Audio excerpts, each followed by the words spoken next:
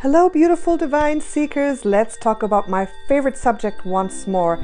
Let's talk about Starseed Origins.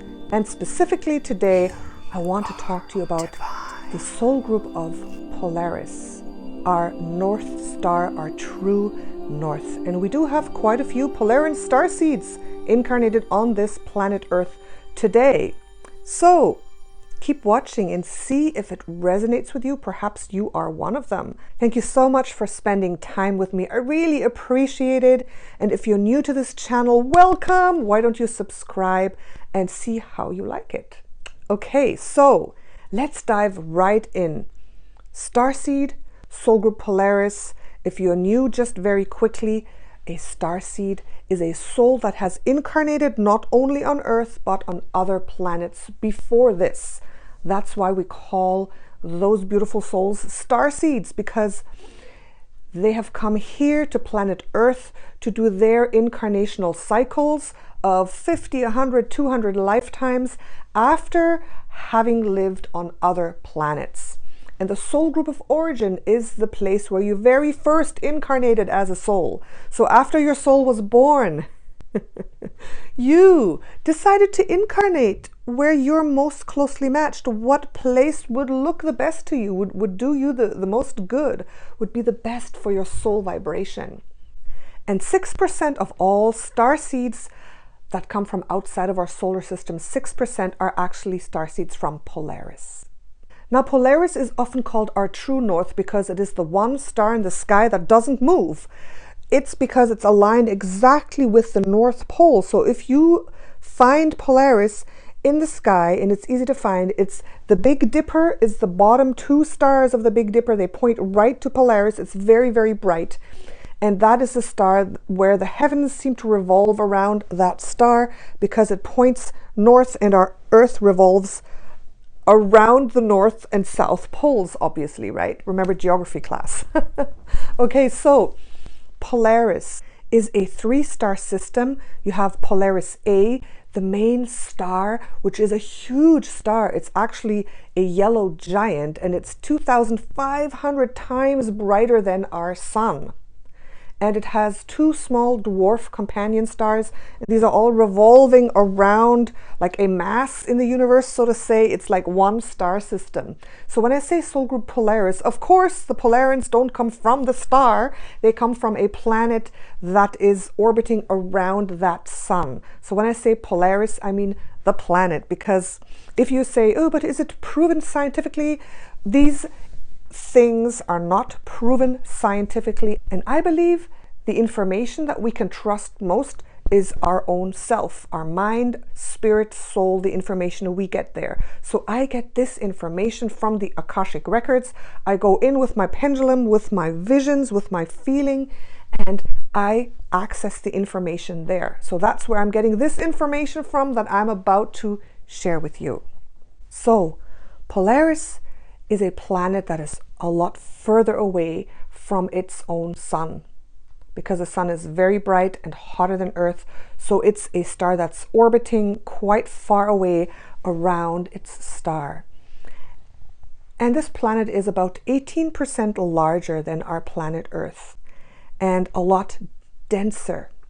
So when I tuned in, and I did this while I was working with a client whose soul group of origin is Polaris. That's how I access these planets directly.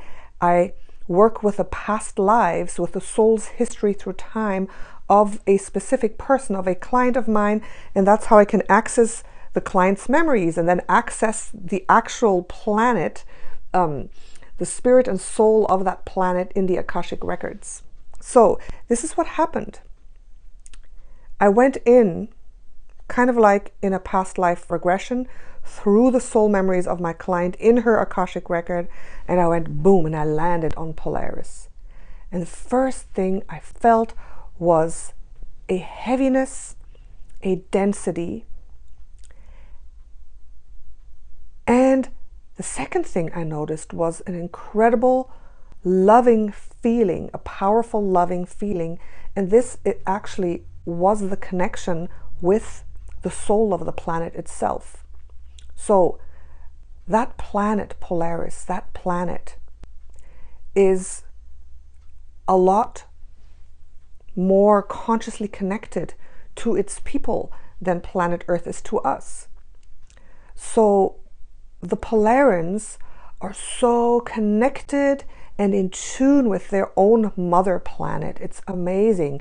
And I felt this connection. It was like vibrating in the air. It was like you kind of felt the energy of the earth, like vroom, vroom. Like that's how I can explain it.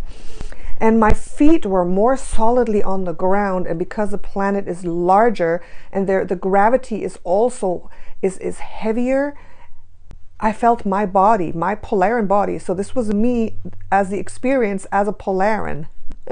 My body was more dense, more strong, kind of larger, more heavier, and I walked a little slower. So when I started walking forward, I felt that everything was denser and slower and heavier.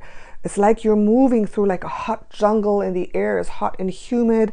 Or even if you're walking through water, that was the sensation that I had, but not inhibiting in any way. I was free, but that's just a sensation that I got. And I looked around and there was green, beautiful tropical rainforest.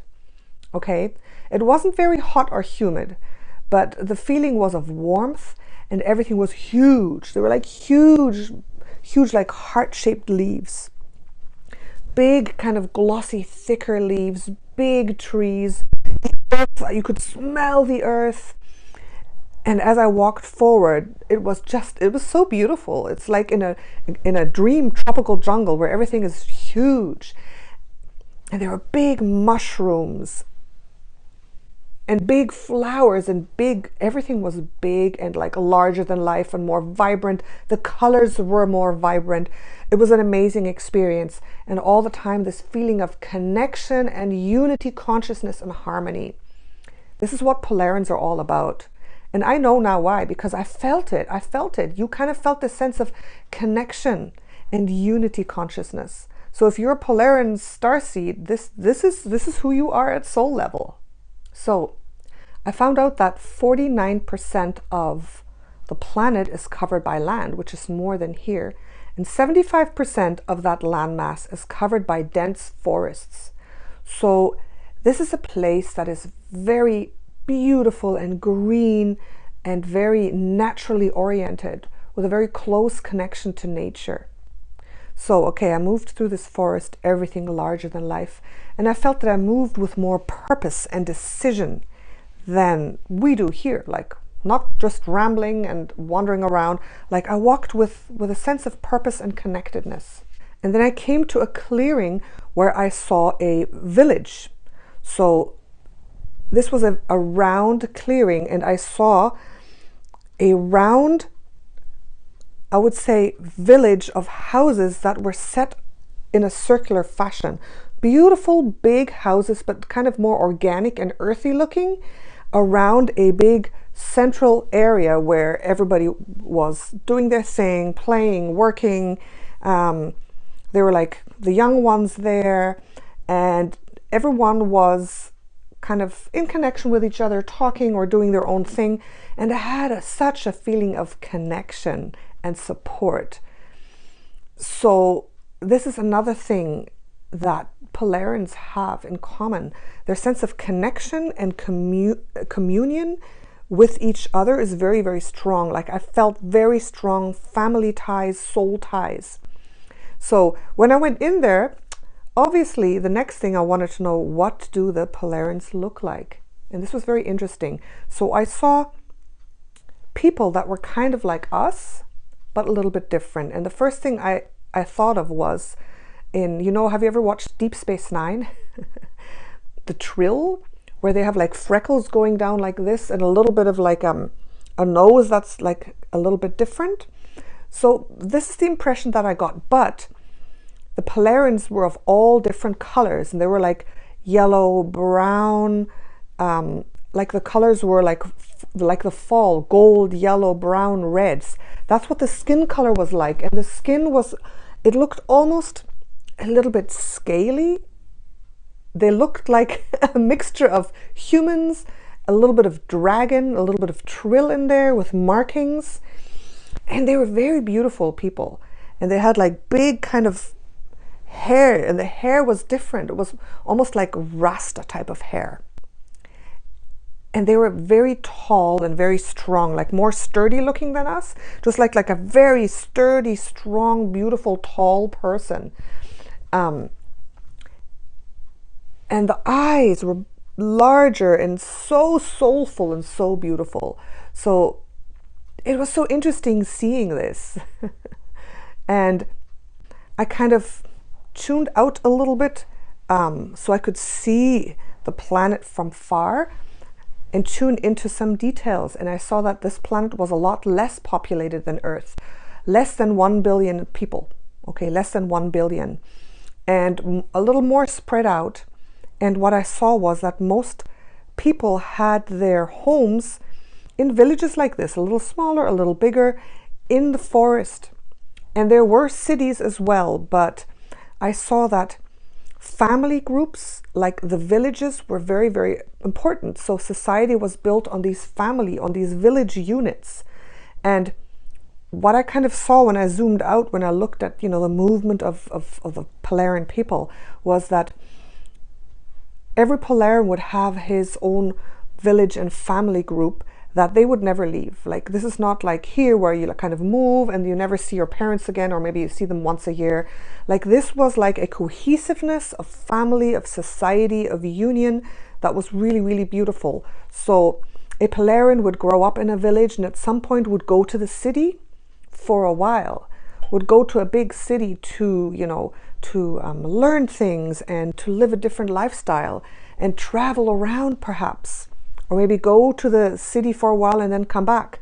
But each Polaran would always come back home to his hometown very often. And after getting to a certain age, getting older, most Polarans would go back home as well.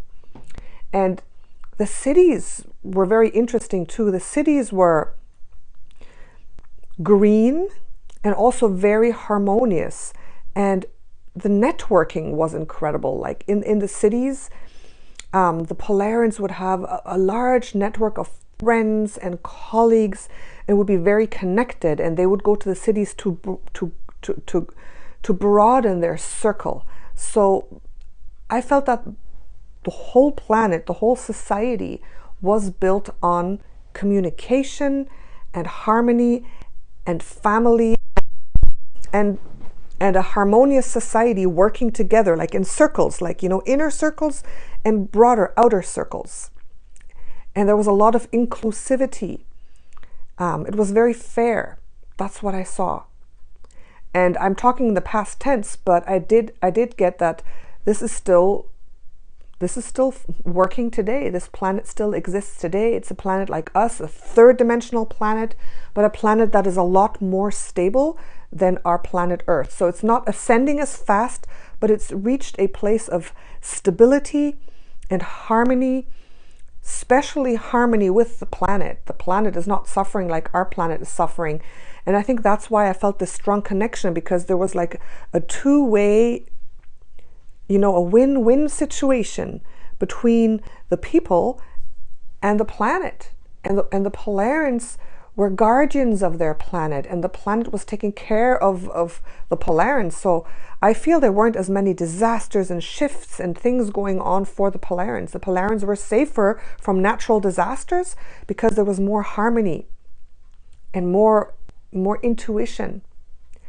And I saw that the type of religion or spirituality that the Polarans practiced was very earth-based, very grounded, very advanced, but kind of like an earth religion and spirituality, where the Polarans were very in tune with Mother Gaia, like Mother Earth, their own Mother Earth, Mother Polaris, I should say, probably.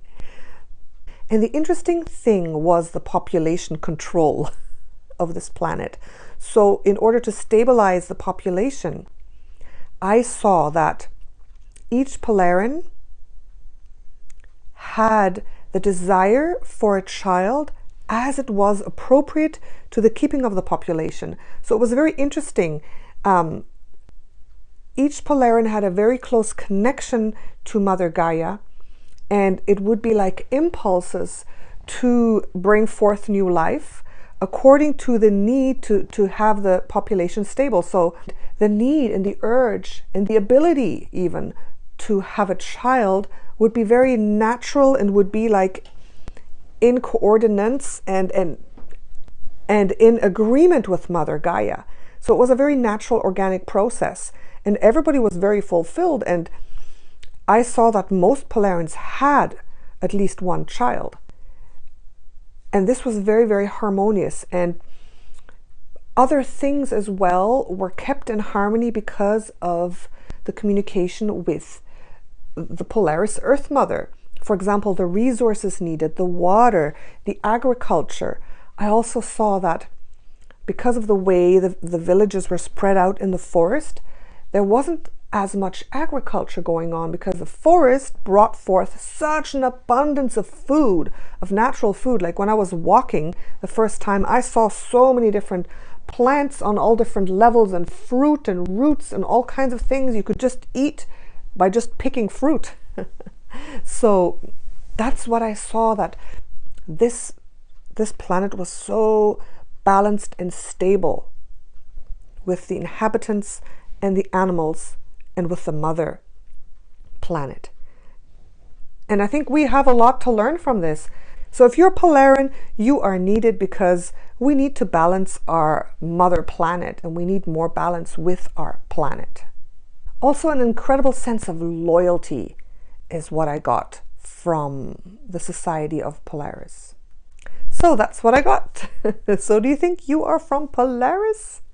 Let me know in the comments down below. Let me know what you think. And I'm going to take all the different soul groups of origin, try to find out more about them, and make videos about them so you can see which one you resonate with. So you can also have a perspective of what beautiful qualities and traits we have here on our planet in all the starseeds that are walking amongst us. And I bet you are one of them. I know I am one of them. And I just also made a video about the different starseeds on our planet and how they are represented here. I'll put a link up there as well for you to check that out. Thank you so much, my beautiful starseeds or earth angels. Let me know what you think. And if you are interested in this, yes, I do have a reading out now, a personal one-on-one reading where you can find out what kind of starseed you are and what type of past lives you have lived. So I'll link that again up there. You have a lot of beautiful links to follow to different information and videos. So I wish you a beautiful star-struck afternoon or evening wherever you are. Love you guys. Natasha, Cosmic Empress.